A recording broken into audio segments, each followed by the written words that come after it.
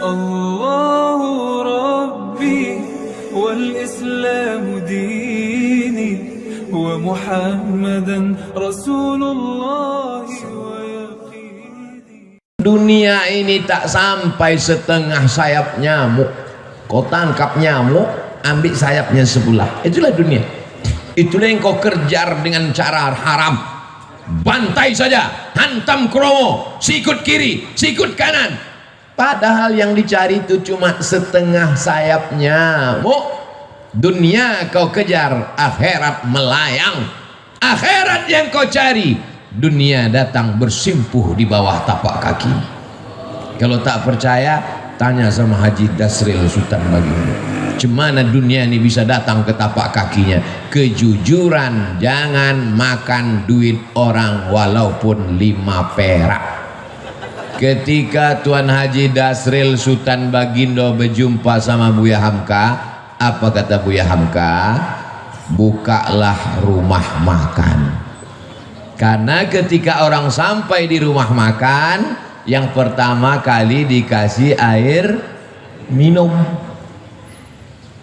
Rumah makan Haji Dasril, orang kalau pertama dikasih air minum, bukan macam rumah makan tempat lain, macam gurun Sahara leher tak dikasih air minum. Kasih air minum. Orang kalau dikasih air minum pasti dia menyebut nama Allah, Bismillah. Setelah kasih air minum, kasih dia makan.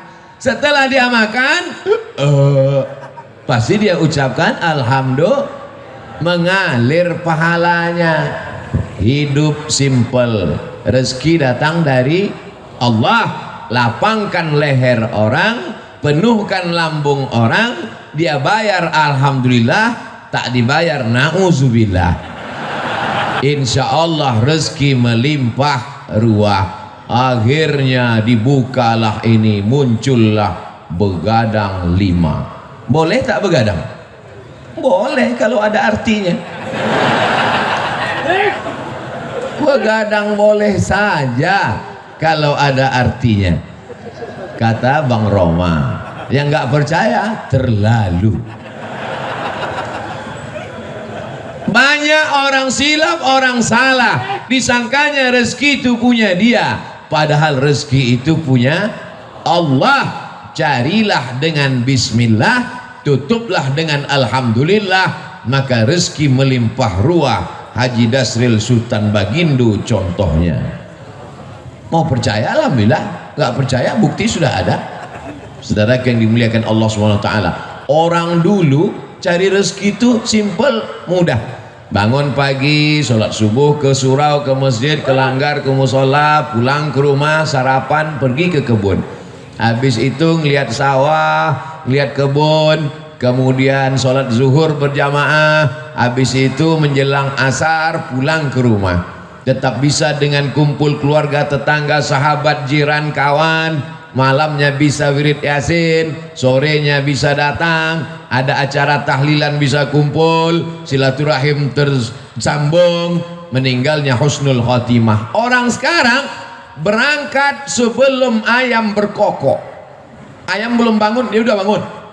Pulangnya ayam sudah tidur, dia baru pulang. Tidak pernah jumpa tetangga, tidak pernah jumpa anak, tidak pernah jumpa kawan, tidak pernah silaturahim, semuanya online. Tapi penyakitnya offline. Pergi pagi, pulang petang, peras keringat, banting tulang, tunggang langgang, luntang lantung, sholat tinggal, puasa tinggal, silaturahim tidak, rezeki tak dapat, penyakit datang. Itu kan yang terjadi pada masyarakat sekarang. Ke masjid tak pernah, yang dicari rezeki, bolak-balik kemana-mana cari duit. Setelah duit dapat, bulat-bulat diserahkan ke dokter spesialis. Dapat duit 1 koper, dimakan tak bisa. Mau makan nasi diabetes, mau makan gulai kambing kolesterol. Apalagi sempat menikmati hidup? Tak sempat. Orang dulu hidup sederhana, rezeki luar biasa, barokah mengalir sampai mati, sempat pula membangun surau dan musola. Hari ini kita sedang belajar bagaimana mau maknai hidup. Berangkat pagi kena macetnya 2 jam, pulang sore macetnya 3 jam, sampai di rumah sudah teler, sholat tinggal, puasa diqadha di hari tua sudah kena mah akut usus dipotong. Apalagi nikmat hidup, tinggal sakaratul maut, mati. Tapi begitu hidup mengurut aturan ulama, bukalah rumah makan, kasih orang minum, kasih orang makan, rezeki melimpah ruah. Tapi kalau ada hutang 555 perak, yang 5 perak mesti dibayar. Pesan Buya Hamka, 555 perak utang engkau kepada non muslim, yang 5 perak mesti kau bayar. Kenapa? Karena kalau tak kau bayar, kau akan cari dia di akhirat. Kemana kau mau mencari dia? Itu dipegang oleh Haji Dasril Sultan Bagindo sampai umur 79 tahun. Amanah, jujur, kata orang sekarang, berintegrasi, berintegritet, berjujur, amanah. 5 perak guys, 5 perak, 555 perak. Adik-adik sekarang yang muda-muda masih sempat nengok duit limper? Nggak pernah. Yang senyum berarti udah tua. Saya masih sempat beli bonbon limper 5 perak, gambar burung. Duitnya itu tidak terlalu terang. Kalau duit 100 terang dia.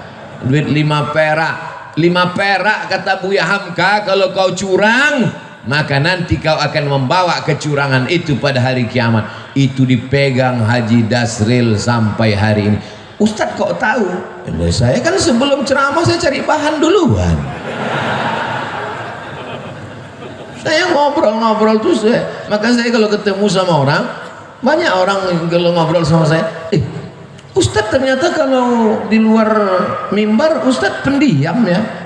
Ngapain saya ngobrol? Saya ngomongnya di pas ceramah aja. Pas nggak ceramah masa saya ceramah juga? Kalau ada orang ngomong saya dengar.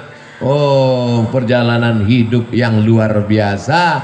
Oleh sebab itu maka buah dari yang kita lihat sekarang ini adalah buah dari kejujuran.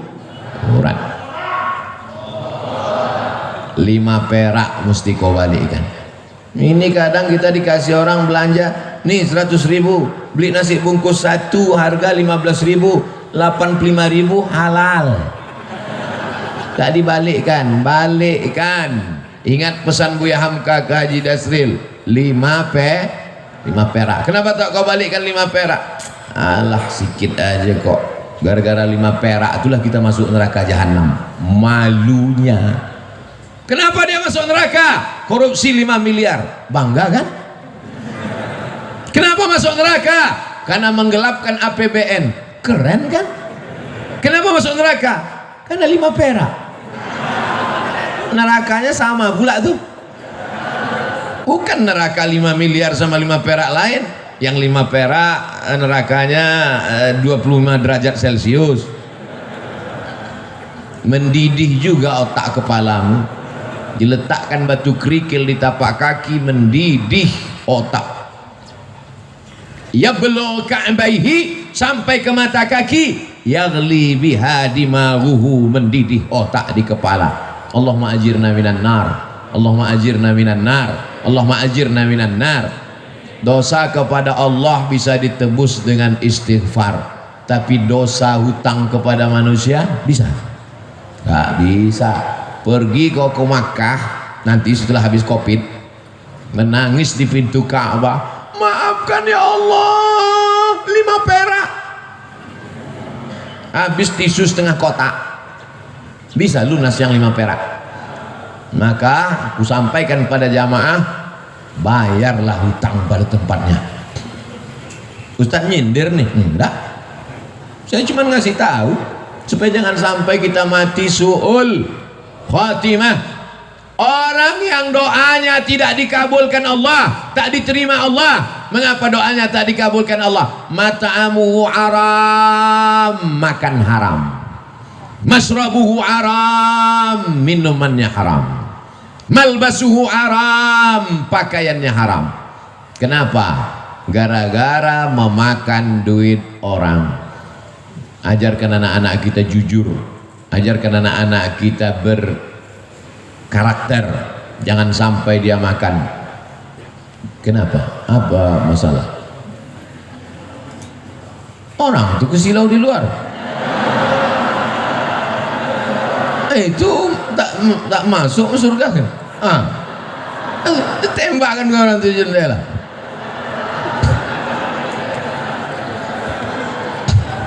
Baru saya bilang jangan aniaya orang. Masya Allah. Ibu-ibu itu layar di atas hidup. Kenapa tak ditonton layar itu? Ada layar 2 tak ditonton orang. Itu panitia tidak mau zolim, makanya dipasang layar. Di luar pakai ada layar mereka. Itu juga mereka sangat takut matahari terbit. Karena kalau matahari terbit gambar itu hilang. Layar itu kan adanya kalau gelap kan, macam nonton layar tancap mereka tuh di sana. Tapi insya Allah walaupun mereka di luar, mungkin mereka lebih dulu masuk surga dari kita. Mungkin.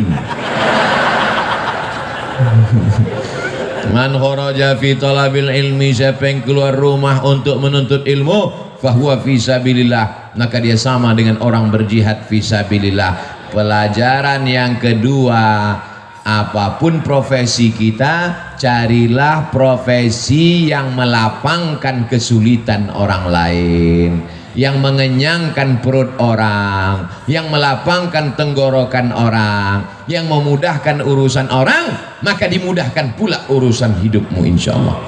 Ini sekarang orang ini otaknya sungsang. Kalau bisa dipersulit, kenapa dipermudah? Begitu kan prinsip orang sekarang? Dipersulit, dipersusah, diperpayah. Begitu orang minta, Pak bisa nggak dipermudah? Wani piro, bayar berapa? Dunia ini tak sampai setengah sayap nyamuk. Kau tangkap nyamuk, ambil sayapnya sebelah. Itulah dunia. Itulah yang kau kejar dengan cara haram. Bantai saja, hantam kromo, sikut kiri, sikut kanan. Padahal yang dicari itu cuma setengah sayap nyamuk. Dunia kau kejar, akhirat melayang. Akhirat yang kau cari, dunia datang bersimpuh di bawah tapak kaki. Kalau tak percaya, tanya sama Haji Dasril Sultan Baginda, cemana dunia ini bisa datang ke tapak kakinya? Kejujuran, jangan makan duit orang walaupun 5 perak. 5 perak tak ada lagi Pak Ustaz, terserahlah, payah kali ceramah sekarang. Siap kita didik anak-anak kita jujur. Saya dulu kalau pulang bawa mobil-mobilan main-main, ditanya, dapat di mana tadi? Di jalan mak. Punya siapa? Tak tahu entah punya siapa. Balikkan di mana tempat kau dapat tadi. Kalau tak balik, jangan pulang ke rumah. Mobil-mobilan kecil tuh menangislah, membalikkan di tepi jalan. Bukan nangis karena jauhnya, sayang ini mobil bagus kan, letakkan balik. Kalau tak kau balikkan, nanti mobil ini di akhirat akan sebesar mobil asli. Kau akan pikul di hadapan Allah Subhanahu wa ta'ala. Cuman saya waktu itu kan anak kecil nggak paham. Kalau paham saya tanya, mana hadisnya, mana dalilnya. Setelah kuliah ke Mesir, belajar hadis, belajar ayat Quran, ternyata ayatnya ada. Wa may yaghlul ya'ti bima ghalla yaumal qiyamah.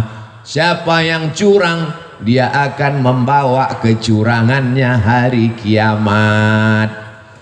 Masuk ke rumah makan, rendang ada, gulai ada, sup ada, ayam goreng ada. Tiba-tiba bagian bawah ayam goreng itu diambil sikit, yang rendang dicolek sikit, yang jual nggak tahu akan kau pikul seperempat ayam goreng hari akhirat.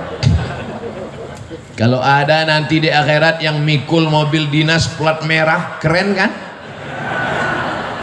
Kalau ada nanti yang mikul APBD, APBN, keren kan? Tapi kalau yang mikul ayam goreng, malunya di akhirat. Mikul bakwan, wa mayyalul, siapa yang curang, ya'ti bima walla yaumal qiyamah, kau akan membawa kecuranganmu pada hari kiamat. Dosamu kepada Allah, salat sunat taubat 2 rakaat, beristighfar, selesai. Tapi dosa kepada manusia bisa. Berapa banyak orang bersalah kepada Haji Dasril, entah berapa goreng ayam, entah berapa rendang sudah diseludupkan orang, pakai bungkus tisu masuk ke kantong. Rugikah dagangannya? Tumpurkah bisnisnya? Tidak. Siapa punya rezeki? Allah. Iyyaka na'budu wa iyyaka nasta'in. Selesai 2 masalah. Masuk masalah yang ketiga. Apa yang dicari dengan bisnis-bisnis ini? Buka rumah makan 1 berhasil, buka begadang 2 berhasil, buka begadang 3 berhasil, buka nggak bisa tidur malam berhasil. Begadang itu kan tak bisa tidur malam. Yang dicari ini sebenarnya apa? Dunia ini kalau dikejar macam menelan air garam, makin ditelan makin haus, makin ditelan makin terbakar. Lau kana libni Adam wadiyan min zahab, seandainya manusia itu punya satu lembah dari emas, ada gunung, ada bukit, ada emas, apakah dia akan berkata cukup 1? Pasti dia akan minta tambah. Tapi beda dengan yang satu hamba Allah ini, dibuka usaha ini banyak untuk bangun masjid. Dibuka usaha ini banyak. Ustadz Abdul Somad ini ada tanah 2,5 hektar, sudah dibangun kelasnya lebih 30, sudah dibangun kantornya, musola masjidnya 60-70% siap. Ambillah Ustadz Somad. Ustadz Somad takut. Nanti kalau Ustadz Somad ambil ini, berarti mesti tinggal di sini, harus buka cabang di sini.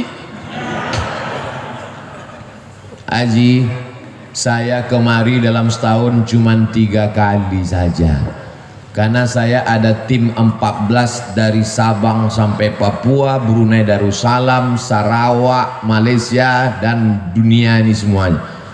Sebenarnya saya mau ngasih tahu ini bukan Ustadz kaleng-kaleng, itu aja.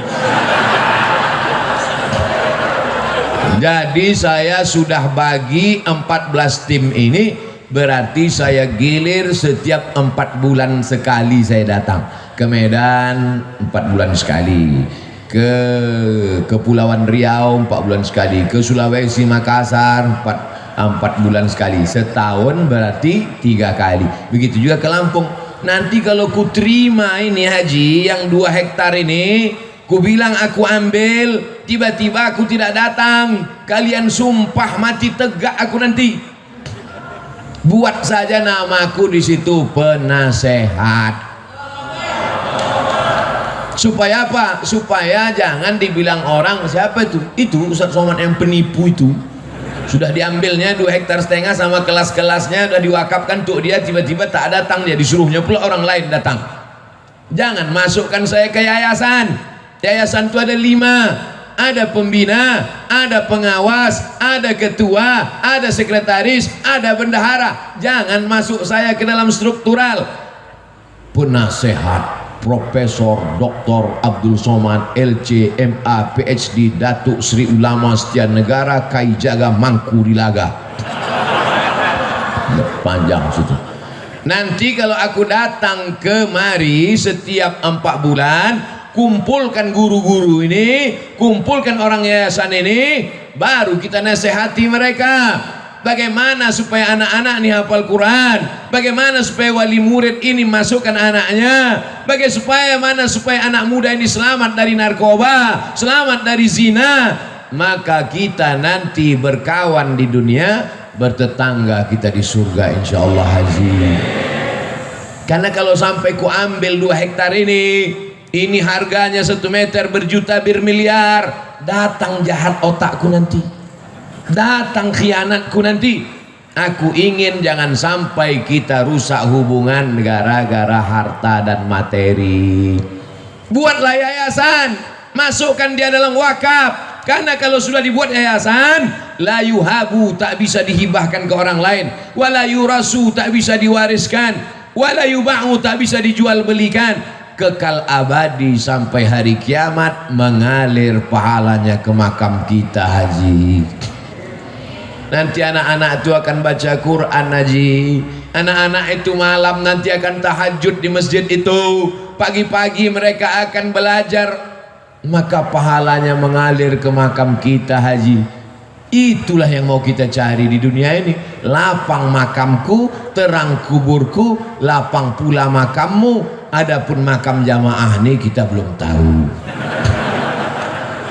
Kalau makam kami dah selesai, makam jamaah uruslah masing-masing. Masa kami juga yang ngurus makam? Jadi banyak orang sekarang yang dipersiapkannya rumah menjelang pensiun. Alhamdulillah Pak Ustadz, saya pensiun 2 bulan lagi, tapi 100 pintu kos-kosan sudah siap.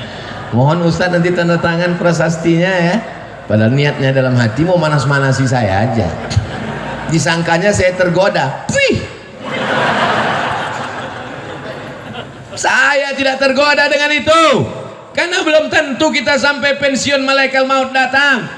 Tapi ketika yang dibangun masjid, yang diwakafkan pesantren tahfiz Quran, itulah yang membuat saya cemburu luar biasa. La hasada illa fisnataini, tak boleh cemburu hasad kecuali pada 2 perkara. Yang pertama, rajulun atahullahu malan, ada orang yang dikasih Allah harta, dipakainya harta itu pagi, siang dan malam untuk menolong agama Allah. Itulah yang mesti kita cemburu. Adapun orang yang jadi pejabat tinggi paling lama 2 periode, itu pun kalau tak datang KPK. Adapun orang kaya karena mengejar dunia, tak perlu kita cemburu, karena rumahnya tinggal, mobilnya tinggal. Tapi kalau orang bangun masjid, masjidnya tinggal, pahalanya mengalir. Ustadz Somad, itu ada orang kaya Pak Ustadz, kondominiumnya 100 lantai ke atas, 100 lantai pula ke bawah. Di lantai bawah tuh Pak Ustadz, air semua, macam tinggal di akuarium Pak Ustadz. Saya tidak terpukau, saya tak cemburu sedikit pun, karena yang 200 lantai itu kalau dia mati tinggal. Tapi kalau dia bangun 2 hektar dengan 30 sekian kelas, dengan surau langgar musola, dengan penghafal Quran, anak hafal Quran 1 hari ngulang hafalan 2 juz, 1 bulan hatam 2 kali, setahun hatam 24 kali, anak yatim diberikan gratis. Itulah yang kita cemburu, karena kita belum bisa melakukan itu, betul? Tapi Abdul Somad dimuliakan, dibuat penasehat Abdul Somad, selesai, dapat saya amal jariahnya.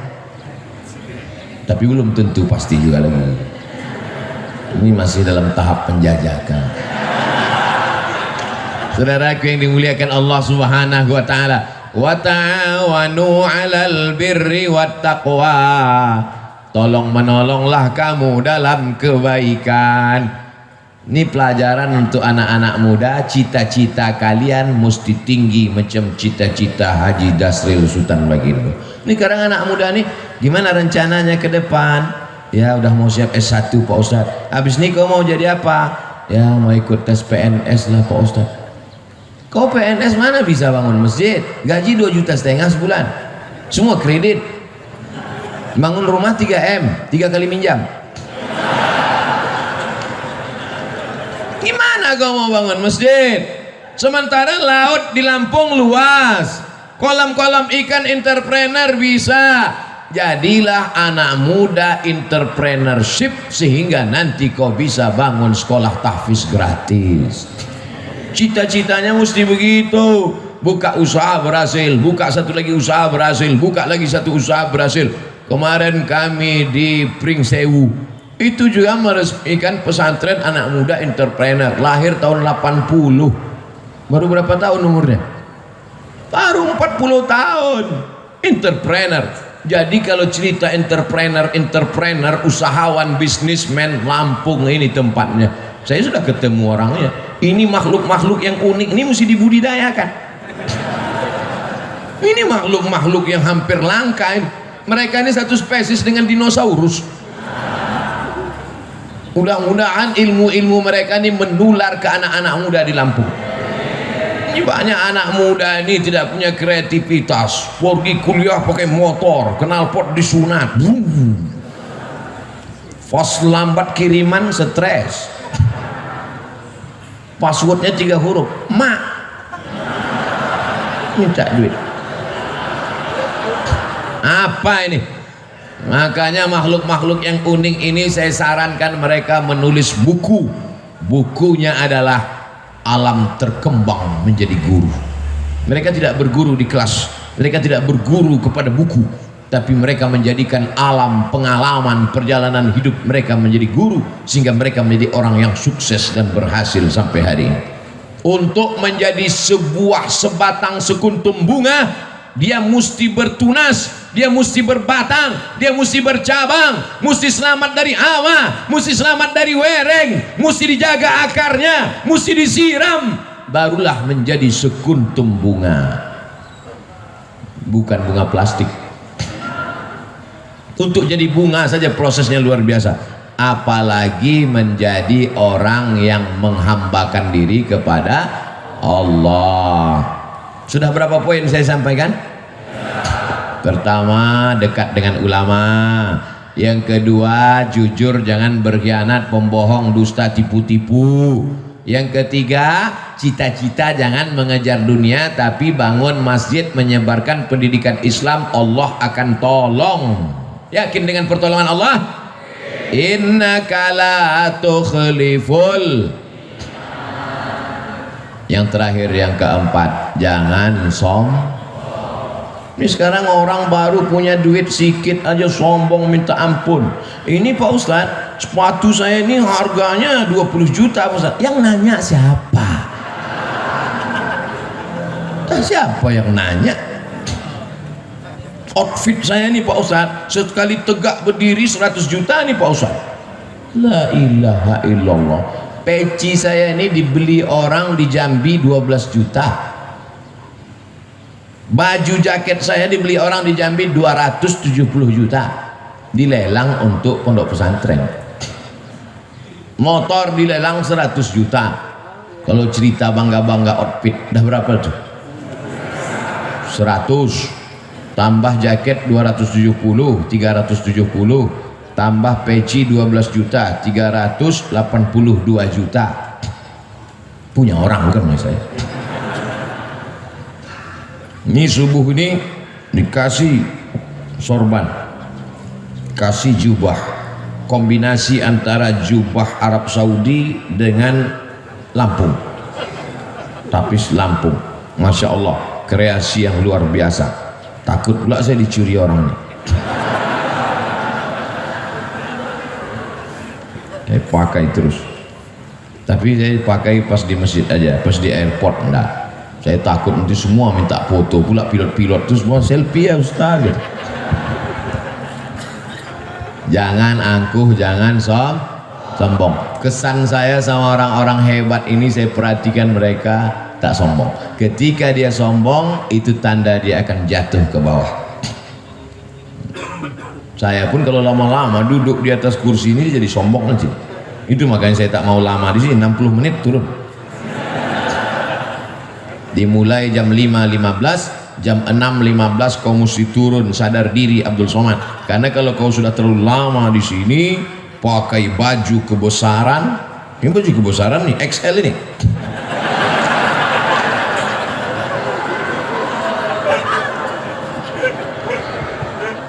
pakai baju kebesaran, dikasih mikrofon, suara menggelegar, duduk di atas, semua orang di bawah, lama-lama merasa jadi Fir'aun.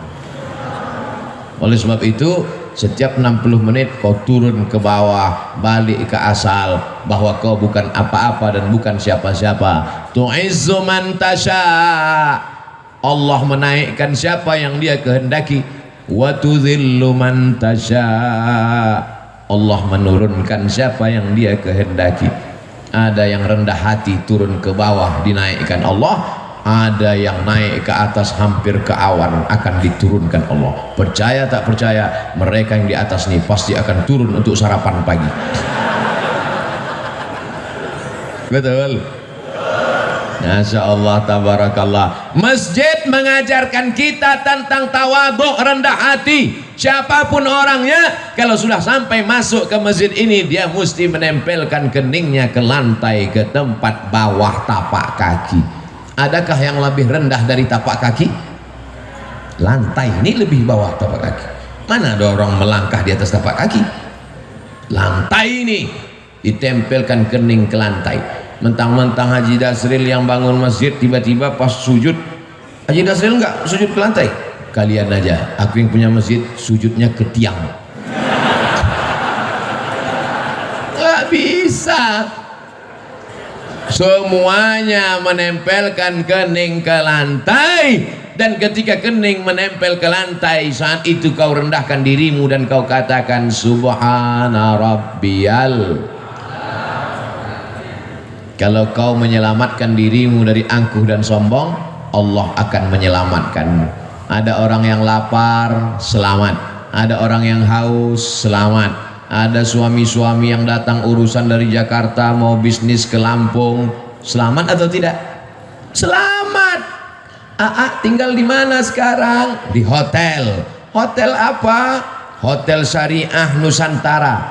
Tenang istrinya kan?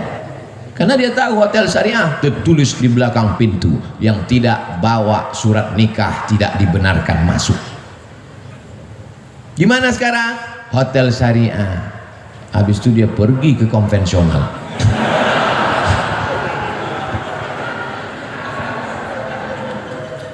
Orang perlu makan, kasih makan. Orang perlu minum, kasih minum. Orang mau ketenangan hati karena suaminya takut dilarikan pelakor, kasih hotel Syariah. Selamat dunia, selamat akhirat. Rendahkan diri di hadapan Allah. Disitulah akan turun rahmat-rahmat Allah subhanahu wa ta'ala. Fid dunya hasanah, otomatis itu Pak, otomatis tuh Bu. Kalau sudah fid dunya hasanah, insya Allah fil akhirati hasanah. Fid dunya morat marit, fil akhirah neraka jahannam. Kesian. Dunia tak dapat, akhirat melayang. Paling tidak kita ini mau dapat akhirat pendapat jadilah. Tapi kalau bisa dunia ini pun dapat juga. Insya Allah yang hadir di majelis ini dunianya dapat, akhiratnya dapat. Berkah itu paling banyak diturunkan Allah waktu pagi. Siapa yang paling awal bangun paginya, dia yang paling banyak dapat berkahnya. Jangan sampai rezeki dipatok. Iya. Orang sekarang rezekinya dipatuk ayam, dilarikan kucing, diterkam harimau, digigit kopit, habis bangun jam 11 siang. Malam apa kerja? Nonton bola, kejar sana kejar sini, kejar sana kejar sini, udah dapat kasih orang lain, gol. Bola tuh bagus untuk kesehatan, tapi habis waktu. Karena itu zaman dulu orang main bola berkeringat, sekarang main bola tak berkeringat, game online, berjudi pula tuh, duit habis. Tiba-tiba datang tagihan ke rekening bapaknya, bapak sudah kena denda 40 juta. Mana ada saya main judi? Anak bapak main handphone bapak. Banyak kejadian tuh kan. Ustadz mengalami? Tidak, jamaah curhat. Oleh sebab itu kita jaga. Duit-duit haram itu ada aja caranya keluar. Dengan cara jantung koroner, dengan cara otak sakit, dengan cara demam, dengan cara macam-macam.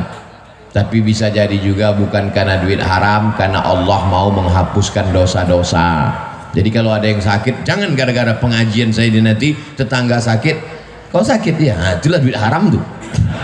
Bukan, tak selamanya begitu. Bisa juga karena Allah mau menghapuskan dosa-dosanya. Tapi jangan juga tidak bisa dihukum semua begitu. Kau kenapa sakit? Nah, itulah banyak dosa kau dulu kan. Tidak selamanya begitu. Bisa jadi juga karena Allah ingin mengangkat derajatnya. 3 kalau kita kena ujian. Pertama, hapus dosa. Kedua, diangkat derajat.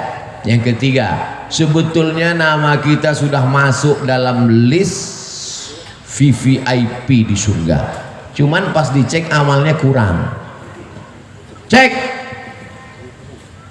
ada nama dia ya Allah di VVIP, amalnya gimana? Kurang. Uji dia dengan penyakit. Ketika dia sabar, ditempatkanlah dia. Makanya kalau nanti menjenguk orang sakit, berikan motivasi itu. Kau sebetulnya udah masuk surga, cuman amal kau kurang. Itu maka kau dibuat sakit. Maka kau sabar-sabar aja di sini. Begitu. Ini kadang orang ini jenguk orang sakit, makin sakit orang kadang-kadang. Aku tengok dari tanda-tanda kau ini nampaknya tak sampai 2 Jumat lagi gul ini. Matilah dia langsung. Hidup ini singkat brother. Hidup ini singkat saudaraku. Tapi efek yang akan kita terima nanti di akhirat, khalidina fiha abada. Berapa pelajaran yang bisa diambil subuh ini? 4. Ingat itu. Siapa tadi yang ceramah? Ustaz Abdul Somad. Berapa yang disampaikannya? 4. Apa saja yang 4 itu? 4 yang saya sampaikan ini tidak ada hubungan dengan calon kepala daerah dimanapun. Ini sekarang saya ceramah ini ngeri pakai angka-angka ini sekarang. Takut saya menunjukkan pakai tangan sekarang. Di mana-mana kalau dulu saya ceramah, Allah Akbar, oh, sekarang dah. Ini Allahu Akbar. Allahu Akbar. Takut tangan dipakai orang. Berapa foto saya sudah dipakai di mana-mana. Cobloslah nomor sekian. Lihat gambar Ustaz Abdul Somad. Ini pun penipu-penipu semua. Belum duduk aja udah nipu, apalagi duduk nanti. Kita doakan mudah-mudahan kita mendapatkan pemimpin yang adil dan amanah. Ala hazihin niyah al-Fatihah.